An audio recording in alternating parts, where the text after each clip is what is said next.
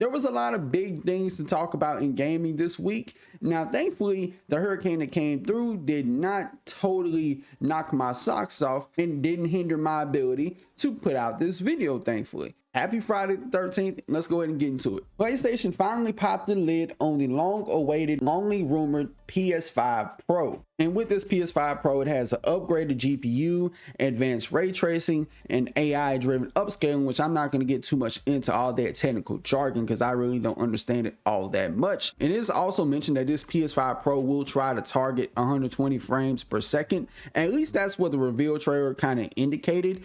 And when they tried to showcase this thing in action, it really didn't look that much of a difference between the base PS5 and the PS5 Pro. Just like small attention to details, which granted, I like attention to detail in games, but not as much for me to spend $700 on a brand new console, which the price of this thing has got a lot of people angry, as they should. This can give gamers a lot of flashbacks during the PS3 gen when they thought it was a good idea to release a PS3 around this same price. Now, Tom Warren with The Verge, he did put out an article saying that Sony wants 60 FPS PS5 Pro enhanced games, but it's happy to settle for less, with him saying, I reported earlier this year that PS5 Pro enhanced games doesn't guarantee 60 FPS. Sony wasn't super clear on this yesterday, but there will be still 30 FPS PS5 Pro enhanced games. If you go and read the article, it is mentioned that developers are given the choice to have 60 or just target 30,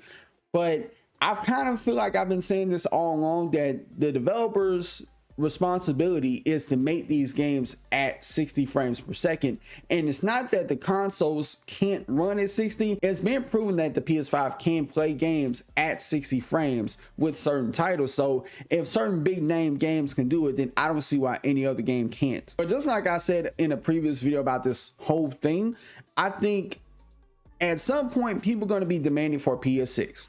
Because people are going to sit there and say, oh, well, the PS5 Pro isn't the answer because we can't get 30 frames, and they're going to want a PS6, even though you got people saying right now that this is a choice given to the developers. Do you want to go for 30 or go for 60? Either way, I do think this whole console is a huge ripoff. You can save your money because all the games coming to the Pro is going to be coming to the base PS5. So there's really no need to get it. Now, earlier this week, somebody by the name of Liam had posted a series of tweets hinting at a rumor that GTA 6 was delayed internally and would be announced shortly, either by different journalists or Rockstar themselves, with him ultimately putting out this tweet that says, look, if I've been foul played here, and that's a big if, I apologize. You all know I wouldn't tweet anything unless I was very confident. Nothing malicious or spread of misinformation was intended. Let's just wait it out now and see if other news outlets come forward.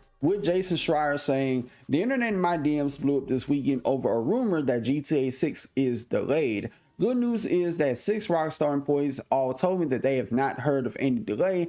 Bad news, it's a big, ambitious game and could very well slip. Too much time left to say anything definitive.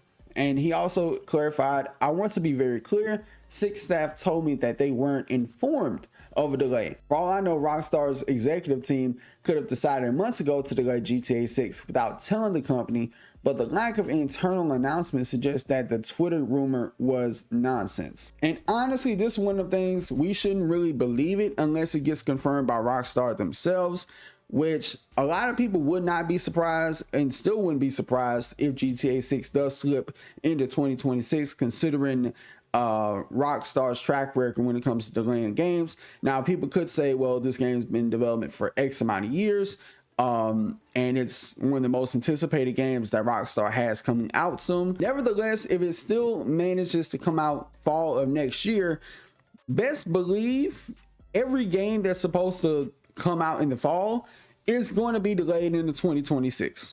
And a while back, we had the release of Astrobot, which a lot of people seem to really enjoy, and I can't wait to get my hands on it when I do eventually get to it. And you see the usual thing where you see certain PlayStation studios, they'll tweet out their love and support for their fellow studios for coming out with a game that people thoroughly enjoy. This all started with an innocent tweet from Ben Studio themselves saying his job is beach. Big congrats to our friends at Team Asobi on the launch of Astrobot. And one salty developer by the name of John Garvin quoted this saying, "Kind of sad that Deke has been reduced to promoting other games. Well done, Ben Studio. Way to protect your legacy." He started going back and forth with a bunch of different random people on Twitter, which isn't a good thing. And I just think it's salty. Like, it's been 5 years. You should let it go. Don't act like a hurt ex that just can't get over you got cheated on and now you're trying to make your personality trait. But funny enough, Jeff Ross, who also worked on Days Gone, tweeted this out: "I'm a huge fan of celebrating games and pushed hard for the inclusion of other game bikes in Days Gone. Needless to say, seeing Deke and Astrobot is dope as hell." That's all John Garvin should have done. He should have just said something like this, be supportive, be proud, or do a like and retweet and just, log off.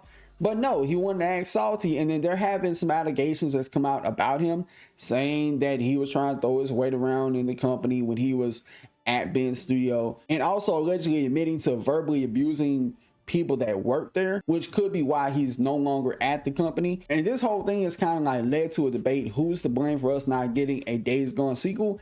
It's been themselves, because it was also revealed that studio management did not greenlight this game, meaning it never even reached Sony's table. According to Matt Piscatella, who for some reason he put this out on Blue Sky, not Twitter, he was talking about the PlayStation Portal, saying, "So let's talk PS Portal. While it has performed above expectations so far, there's still plenty of room for upside. At the end of July, fewer than 3% of PS5 owners had purchased a Portal. Could be an area to watch closely for holiday." Source: Circana Retail Tracking Service.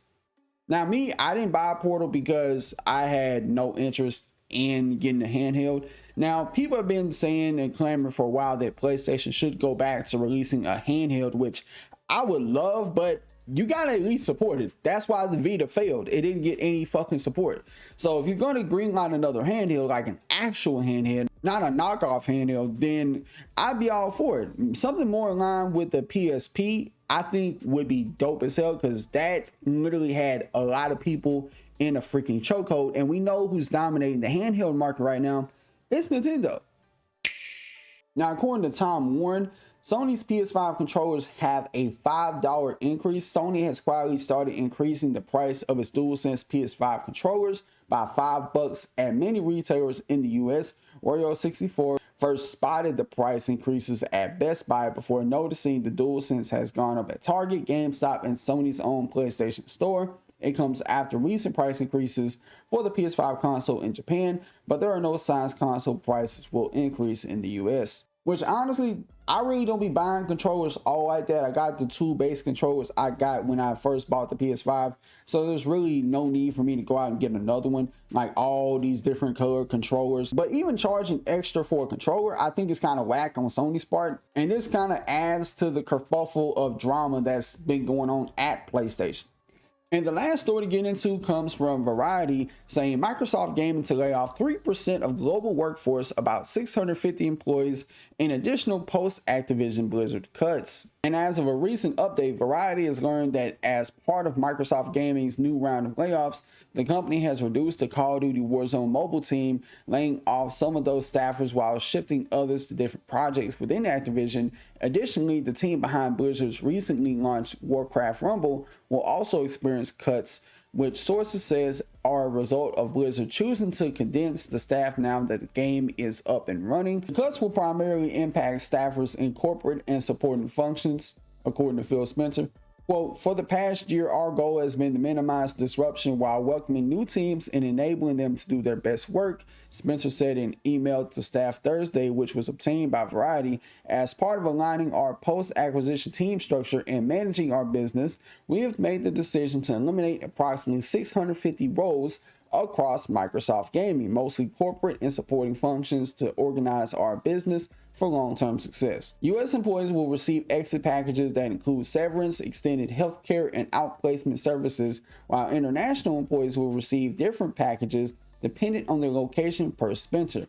While Spencer says there will be some impacts to other teams as they adapt to shifting priorities and manage the life cycle and performance of games, there are no video game titles, devices, or experiences being canceled as a result of these layoffs, and those studios will be closed. Now, even though these layoffs are quite unfortunate and it does suck to see people lose their job, if most, if not all, these layoffs just consist in the mobile gaming aspect, I wouldn't really trip that much about it because I don't know how many people play on mobile. But nevertheless, I do hope the developers there do at least find somewhere where they can land on their feet. Now, with all that being said, y'all let me know what you think about this in the comments below. If you enjoyed the video, hit the like button, subscribe for more content like this, and I'll see y'all in the next video. Peace.